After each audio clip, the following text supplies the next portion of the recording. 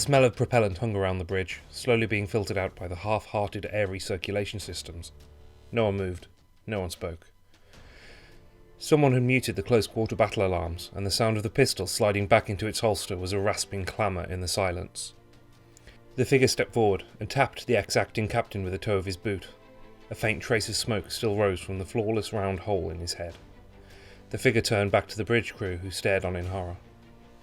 "Number 1, he said, his voice a strange susurration as it emerged from the weird golden mask. "Have you any issue with the instructions as presented?" The first officer, who had only 7 days earlier been the 5th officer, stood from her fetal position in the furthest corner of the bridge and made a solid effort at composing herself. She tried to speak several times before clearing her throat and, without looking at the man, managed 2 words. "Yes, sir." The figure reached down and scooped the hat from the former acting captain's head and tossed it at the former first officer. "Then have at it, Captain." Without another word, the figure returned to his accustomed position next to the primary entrance to the bridge. The new acting captain looked at the hat in her trembling hands. The outline of the defaced Imperial Aquila was still clearly visible on the band. Not for the first time, she wished she had taken the advice of the old captain, the one who had been relieved of duty 5 days ago, and accepted the small but very definite position elsewhere in the fleet. She took a deep breath, regretting it immediately as the coppery tang of blood assaulted her nostrils, and put the enormously too large hat on her head. "Com officer, open her channel to all hands." The com officer nodded sharply, causing the many augmetic cables and fitments to rattle. "Channel open, Captain," the androgynous and synthetic voice said through the bridge vox speakers. Taking a deep breath, she adjusted her new hat, trying to find a position that might work. Had she not been waiting almost 30 years for a command of her own? Granted, she had expected more ceremony, and for proud messages to be sent from her parents. Even a hat that fit and wasn't defaced would have been better than this. But like everyone else aboard, she was now a traitor to the Imperium. "Captain," asked the security officer, now her second in command. Her inaction had caused this. She could have gone to the captain, the real captain, when she'd first heard about the people, talking about a better way, and the new home, and all that craziness. She could have put a stop to it all. Instead, hundreds had died in resisting the mutiny, probably thousands by now. "Captain." She rubbed her eyes with finger and augmetic thumb and pressed the transmit button. "All hands, prepare for boarding. I repeat, prepare to repel boarders. All hands to internal defensive strongpoints. Remove boarders with extreme prejudice." She took another breath and turned to the figure. The mask was motionless as always, but she felt a wave of affirmation come from it. The figure turned away and left the bridge. The captain sagged back against the console, tension washing out of her and being replaced with a soul-sick anxiety. More alarms rang through the bridge, quickly muted, followed by a screaming roar transmitted through the bones of the ship. "We are boarded," reported the security officer. "Cestus Type 3 assault ram, multiple hull breaches, boarding action taking place on Deck 16, Section X-ray, Gamma, Mike. Just a single vessel." The environmental officer chimed in. "Hull breaches reported, hard vacuum in 52 sections. Emergency bulkheads closing, estimated 300 dead." Her blood ran cold. She'd seen boarding actions before, but had never been the subject of one. "A single boarding ship?" "Yes, Captain," the security officer said. "Contact!" A view screen opened, showing a large internal chamber and the acting captain's hands clenched in horror. They were being boarded by... She couldn't even think the name. The giant figures were striding through hails of fire unchecked. "5 Astartes, sir," the security officer said, her voice terrified. She had no idea what to do. There was no contingency that she'd ever heard of to handle being boarded by Astartes, not that a 5th officer was privy to at least. For a moment she considered scuttling the ship, but put that aside. The screens changed as the Astartes started moving through the ship. They were fast and efficient, not even pausing in their progress to slay her sailors and the Militarum troops alike. Their target was obvious. "What should we do, Captain?" the security officer asked, her voice stunned and horrified. The captain looked at her and shrugged, then slid back down the console until she was sitting on the floor and buried her face in her hands. Noise rose all around her so that she didn't notice the sound of doors opening, but as silence fell, she did hear the scrape of a pistol being drawn and a hammer being thumbed back. Hello and welcome to the Law Lounge. I'm your host, my name is Tom, and I'm here to bestow upon you the knowing of great and wonderful things.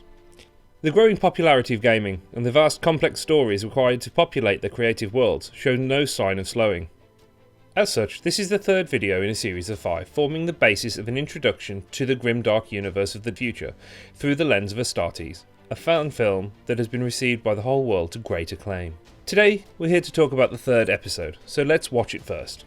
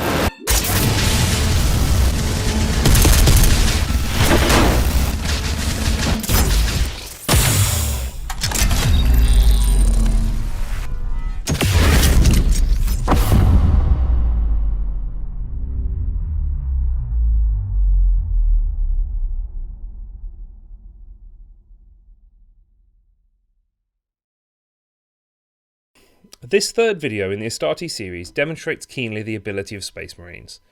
In the previous video they boarded and found a solid foothold in their target ship. Now they're making progress, cold and efficient though it may be, toward their target. This episode is more than twice the length of the first two episodes combined and serves two distinct purposes.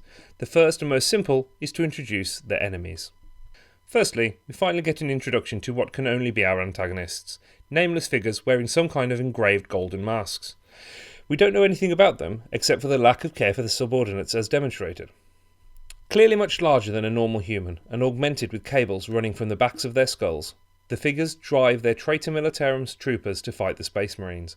They know they are sending them to slaughter, and they clearly don't care. Behind them there is a kind of vault door clearly marked with a number 2. None of which means anything to us yet, but it's clearly ominous and is important enough for these figures to remain here and send their soldiers off like maize to the thresher. This is the first video where we get a clear look at the detailing on the armour of the Space Marines, but this is already running quite long, so I'll go into it next time. Throughout this video we see that the Militarum guys know what they are about. They lead the Astartes into choke points and ambushes but don't really make much progress. This weapon here is a twin-linked las cannon and actually has an effect. Corran, pursuing this group of Militarum, is ambushed by the gunner, who chooses to massacre his mates in order to do some damage, and shall we say, goes off prematurely. If you look carefully, he attacks as soon as Corran is in his sights, instead of waiting for him to be solidly in the middle of the corridor without cover. But no one's perfect, eh? Corran tanks some pretty heavy laser fire, then ducks behind a wall after his magic, armour-piercing, self-propelled grenades are deflected by the shielding on the cannon. But, blink or you'll miss it, he tosses a smoke grenade for some cover. He then draws that other pretty gun on his leg and takes out the cannon. Now, for those not in the know, the pistol he uses here is a plasma pistol, a pretty standard trope of science fiction. He uses the lovely targeting systems built into his helmet, see the last episode, and fires at the cannon, taking it out. A quick note about the difference between las weapons and plasma weapons. Las guns and their bigger brother, the las cannon, come in hundreds of different patterns across the Imperium, and work by a power pack, creating a coherent beam of charged particles which cook whatever you point them at, in principle. In the Grimdark, they're commonly referred to as flashlights, due to how effective they are against some of the enemies one might encounter out there. But the benefits of them are many. They're easy to make, enjoy rapid fire, are extremely reliable, rechargeable, and can be turned into bombs of varying effectiveness in a pinch. A plasma gun is kind of the opposite. They use magnetic fields to create plasma, then fling it out at an enemy to reduce them to mush. They're extremely dangerous, as Corran kindly demonstrates how awesome they are. Unfortunately, they have a low rate of fire and are hideously unreliable and unstable, overheating at random and occasionally killing their wielder. In an earlier edition of the 40k tabletop, they had a 1 in 6 chance of killing whoever fired one with each shot. The cold efficiency with which the Space Marines go about their grisly work in this video is telling about who and what they are. The Space Marines are clearly the protagonists of this series, but they appear barely human when contrasted to their opponents, or maybe victims might be more appropriate in this case. The men and women they are fighting are real people, not all that different from us, and they're simply gunned down with a machine-like efficiency. At least in this episode, people manage to do some actual damage to the Astartes. One man, singular, actually comes close. This fellow here is carrying a melter bomb, basically an explosive version of the boarding laser used in the previous episode. If, that's a very, very big if, it had gone off, the Sarge here would have been in a very bad way. But fortunately, he's sharp enough to do no-look kills with his sword-sized combat knife.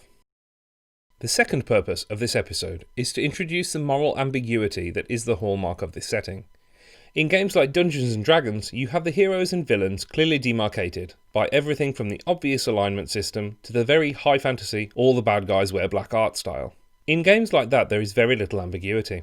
In 40k, quite frankly, there are no good guys. Concepts such as good and evil are much more complex and require more examination, after which you are unlikely to come to a satisfactory conclusion. In this episode of Astartes, the casual violence with which the Space Marines dispatch their enemies, in many cases possibly unnecessarily considering the traitors' virtual inability to harm them, can make one wonder whether the protagonists are someone to root for. The traitors are butchered, despite deploying efficient tactics and what we can assume are the heaviest weapons at their disposal, and it's not hard to feel sympathy for them, especially when we consider the callous disregard their masters demonstrate. This moral ambiguity is a mainstay of 40k. Of all the factions and organisations in this universe, only the forces of the Chaos Space Marines and Dark Eldar can reasonably be considered out-and-out evil. The Eldar, or Eldari, are an ancient Xenos or alien race that lost its edge and, due to their own decadence, became victims of their own success in the most hideous ways imaginable. They're now teetering on the edge, trying to prevent their species and culture from extinction. The Tower Upstarts, in many ways the opposite of the Eldar, a young, unified species with a sense of purpose, welcoming all who share their vision of the greater good to join them. Although the degree of actual freedom any of them possess is questionable, they're probably the closest to good guys you can find in 40k. It's easy to discount the orcs as being evil, but they're simply a product of their biology. Their species is actually a form of living fungus analogue. They have no biological sex, few internal organs, and reproduce by releasing spores when injured, which can attach to and grow from any organic material. Given this method of reproduction, literally growing through violence, they have a very simple societal structure that values strength above all, with the strongest and most powerful individuals asserting dominance over all others. They are simple creatures that value strength and combat above all else. They just so happen to consider nothing sacred and will happily slaughter all life on a planet just for the joy of battle. Good? Certainly not. Evil? It's kind of hard to actually call them that. The Tyranids are an extragalactic hive species that has been attracted to the Milky Way by the psychic energy of sentient life. They are Darwinian evolution personified, a hive mind organism that is a biological parallel to the Borg in Star Trek, travelling through the universe adding all life to their own. The big difference is that the Borg colonise, where the Tyranids literally consume all organic life from a planet, adding it and its genetic diversity to itself, evolving into ever more precise, refined and dangerous forms, then moving on. They don't care who or what you are, what you want or what your history is, they just eat you and move on. Lacking motivation other than to feed and overcome, it's hard to call them evil in any meaningful way. You could call them evil, but it's actually harder to assign a human moral standard to something that is so separate and alien. Frankly, good and evil just don't really apply here. Chaos kind of counts the same. It would be very easy to get into a several-hour-long discussion of the nature of chaos, but this is not the place nor time. Chaos itself, in the context of 40k, is extremely abstract. To cut things way too short, the existence of chaos is a result of the coagulated psychic energies of all living beings in the galaxy, possibly the whole universe. Over the whole sweep of time, these energies coalesced into 3, later 4, conceptual consciousnesses. They embody the things that most drive mortals, each turned up to their extremes. These beings are Khorne, god of battle, slaughter and blood; Nurgle, the god of life, death and corruption; Tzeentch, the god of change, impermanence and knowledge; and Slaanesh, god of passion untamed, excess and ambition. Demons of chaos, from the greatest mind-destroying titanic beast to the little whisper in someone's ear to just have that extra drink or to lash out in anger, are all splinters of those great minds. Frankly, concepts such as good and evil do not apply to these beings. They simply are what they are, embodiments of whatever god, and therefore whatever concept, they're a part of. Necrons are another fallen empire, and one that would take hours to cover in any reasonable detail. In short, they rose, they fell, and lost everything in the process. They pledged themselves to ancient gods who stole their bodies and trapped their souls in near-mindless machines. In time, they rose up and destroyed these gods, and, finding themselves spent and beset on all sides by enemies, their leaders sealed them away in tomb vaults to awaken at a time in the future when they could reassert their control over the galaxy. They still can't do that, but they are slowly waking up in dribs and drabs. Their great leader, the Silent King, is returned to the galaxy, but his plans are as yet inscrutable. So, are they evil? They've certainly done evil things in the past, and do damage to the galaxy now in small ways. But most of their numbers are basically mindless machines that do the bidding of a tiny number of controllers, so it's kind of hard to say. Of the two cases that can be said to be evil, both are, obviously, complicated. The first is the Dark Eldar, or the Drukhari, a part of the broken, fallen Eldar race. In order to survive the event that destroyed their greatness, they've suppressed their innate psychic powers by indulging in ever deeper and more depraved acts of excess and barbarity. Their actions and methods are undeniably monstrous and evil. They do have reasons for them, but evil they are. The Chaos Space Marines are fallen Astartes, led from time to time by Abaddon, the greatest son of the Emperor of Mankind, the great betrayer Horus. The Chaos Space Marines are the descendants of the traitors that destroyed the great future of mankind and still labour to destroy what remains of the Emperor and his works. Some serve the Chaos Gods directly, such as the Death Guard who wholly serve Nurgle. Others, like Abaddon's Black Legion, actively hate chaos and work toward their own ends. They raid real space for recruits and materials, destroying the lives of millions because they can, and then they flee back into the warp, the realm of chaos parallel to our own galaxy. These guys are undoubtedly evil. There's no two ways about it. There might be minor exceptions, but yeah, bad guys. This brings us back round to the Imperium of Man. I've said before that the Imperium is vast by any metric, but with scale comes a certain inertia. The nature of chaos is corrupting, so it needs to be patrolled, controlled, and excised when necessary. As such, control is simultaneously essential and impossible. That's where an organisation called the Inquisition comes in. Nope, not these guys.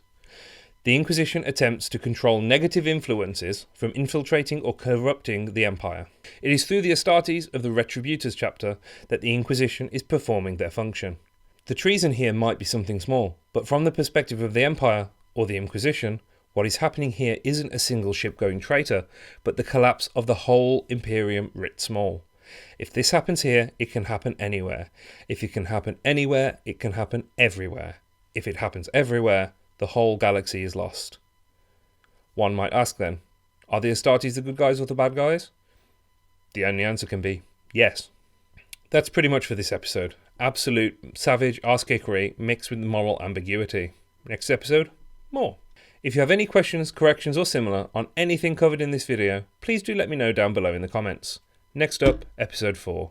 Please like, share, comment, subscribe, all that good stuff. This is a very new channel and any support you can give us would be hugely appreciated. You're all truly wonderful, all hail the Omnissiah, and I'll see you all soon. This is Tom from the Law Lounge.